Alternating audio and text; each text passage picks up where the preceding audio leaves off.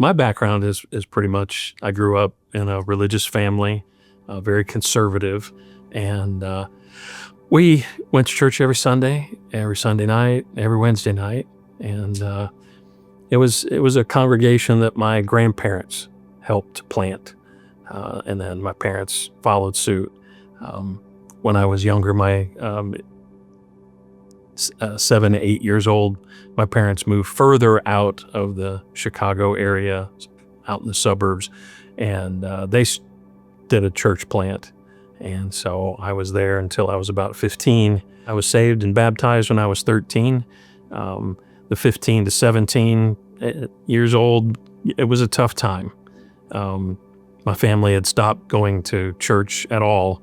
And at 17, I realized I needed to do something else. I needed God in my life. So I sought that out. I ran back to him. I decided I needed to find Jesus. I've always felt that God had a purpose for my life, even from a young age. And I've always tried to listen to what he's trying to say to me. When I was 17, I graduated high school.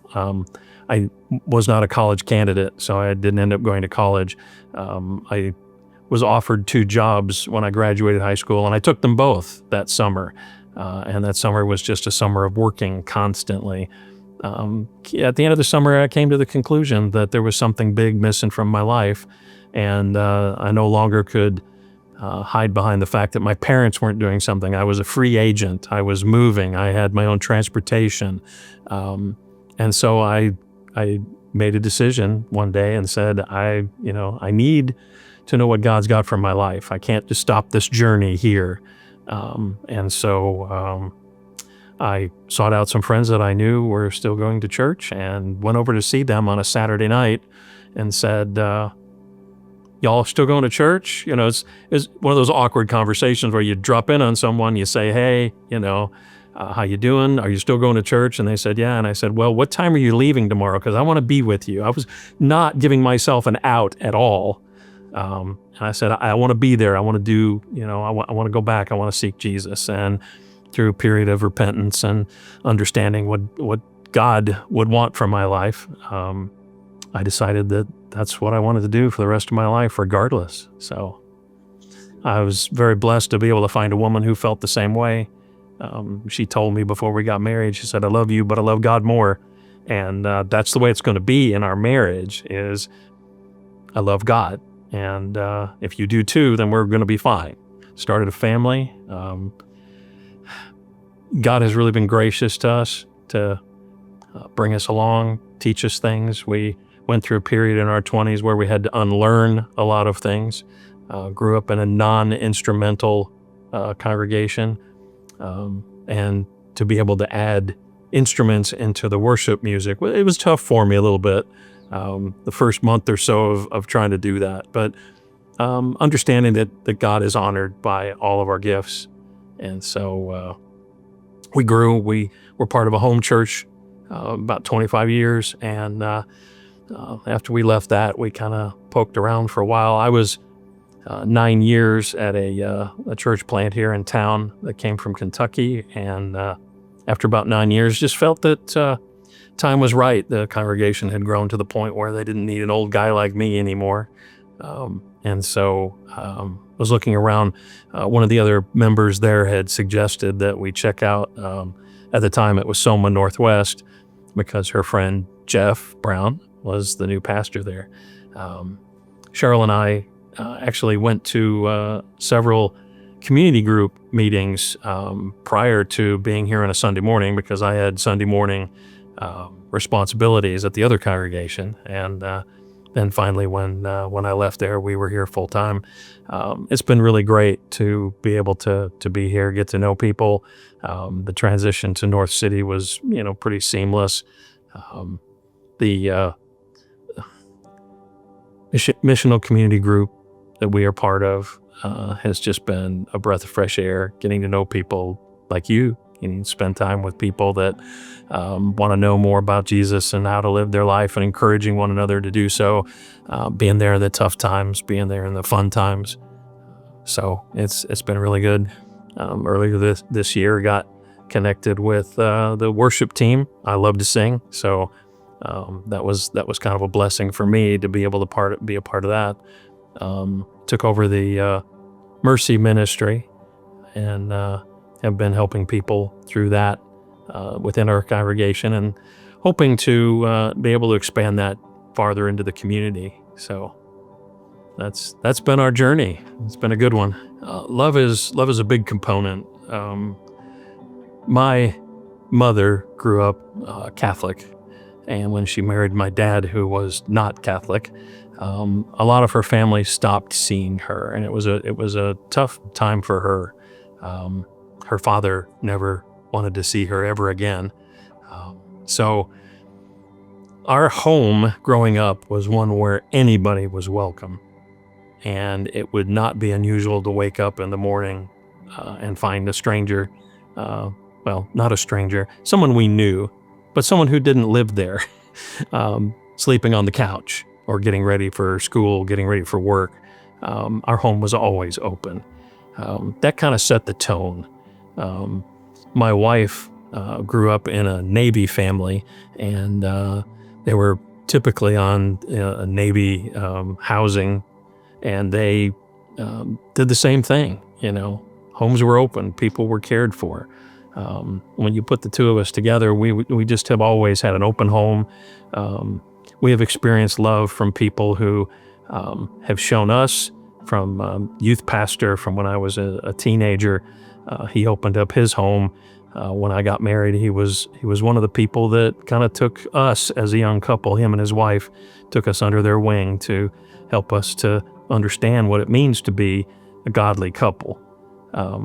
Just to see that, to experience that, and wanting to pass that on. We've received far more than we've given. It's just amazing to experience that love in people's lives and be able to help them when they're in trouble. I was part of this home church group, and I started to get proud. There was a pridefulness about me. And to have several of the brothers there come to me and talk to me about that, it humbled me, and I allowed God to work in my heart to keep me from being a prideful person. I know that I am not perfect. I know that I have problems every single day. God has truly transformed my life.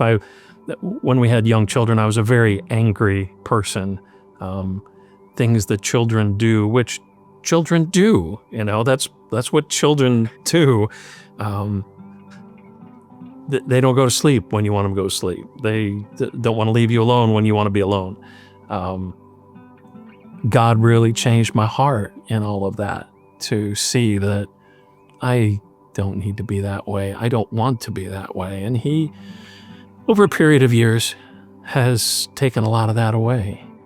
I am no longer a prideful person. I don't want to be number one. I don't want to be the guy up front necessarily. I'm not afraid to step up. I'm not afraid to do what needs to be done. But I don't have that drive anymore within me to be the guy. I don't want to be the guy. Jesus is the guy, okay? I shared with some folks just recently that I don't want to be right. I don't want to be moral. I don't want to be, viewed by anybody else as good or worthy. I just want to be where Jesus is. And regardless of where that is, that's where I want to be. I want to be the servant. I want to be the one who cares for people. I want to be the one who, I sing. I love to sing. People ask me sometimes on Sunday morning, hey, are you singing this morning? It's like, yes, every Sunday. Sometimes they just put a microphone in front of me, but I'm going to be singing, I want to worship God. I want to give Him all the talents that I have, and just give Him honor and glory. I know I'm not going to live forever. I don't even want to leave a legacy. I just want God to be honored. And if that's where I can be, I'm good. In this stage of your life and in your walk, what is Jesus? Oh, He's my stabilizing force. I live with 5 women. Each has their own personality. Each has their own needs, wants, desires. I try very hard to love them the way that Jesus loves his church, to lay my life down for them. I have a pretty secure career. I enjoy it. Sometimes it takes a little more time than I would really like it to, but God is just the place where I come back to. He's the one that orders my life. He's the one, if I listen carefully, he's the one who tells me you've had enough work for today. He's the one who tells me, no, you don't need to be doing this work around the house. Someone who lives with you needs you right now, just to care for them, just to listen to them. So I truly want to be Jesus to the people I live with, and open that up, care for people who don't live with me, people who need to know that Jesus is the King of Kings, the Lord of Lords. He's the one that orders our days. He's the one that gives meaning to everything we do. And it doesn't really matter what we do, If we're doing it with him, it's right. It's good. He's my stabilization. He's the one that holds me together.